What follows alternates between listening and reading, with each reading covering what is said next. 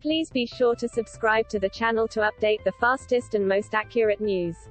Hello everyone, welcome back to my Royal Life News channel. The story for today is the Countess of Wessex looked the part this afternoon as she donned her wellies for a day in the Devon countryside for a farm school visit with her husband Prince Edward.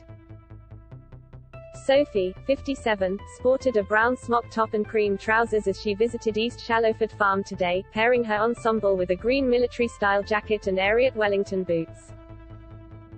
The mother of two and her husband were introduced to pupils and staff at the farm school in Newton Abbot, which works with young people living in challenging circumstances to teach them practical farming skills. As she walked around the farm, she opted for simple makeup and gold hoop earrings, sweeping her hair into a half ponytail. The royal couple are due to take part in activities at Shallowford with the pupils including feeding the animals, bird box making and dry stone walling. The 57-year-old was also photographed holding a tiny frog, looking thoughtful as the animal nestled in her hands. Sophie smiled as she greeted staff and young people at the farm.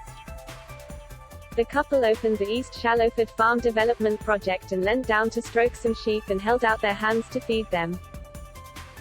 Sophie and Edward also spoke to some of the pupils about their experiences of the farm. They also appeared to be sharing a joke as they laughed together, with both grinning from ear to ear. And they were snapped listening intently during their visit to the farm.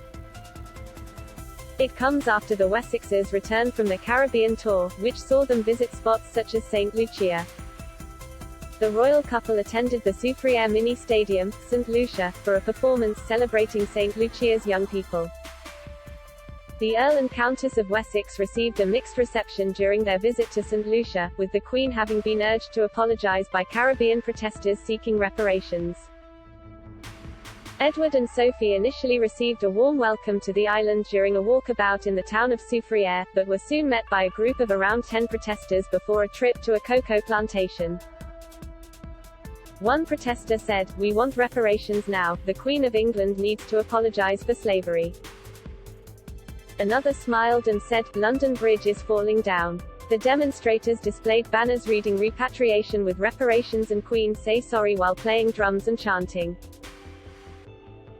Sophie and Edward initially experienced the warmest welcome they had received on the Caribbean tour during a walkabout in the town of Soufriere, with one man saying to Edward, "I salute you, my prince."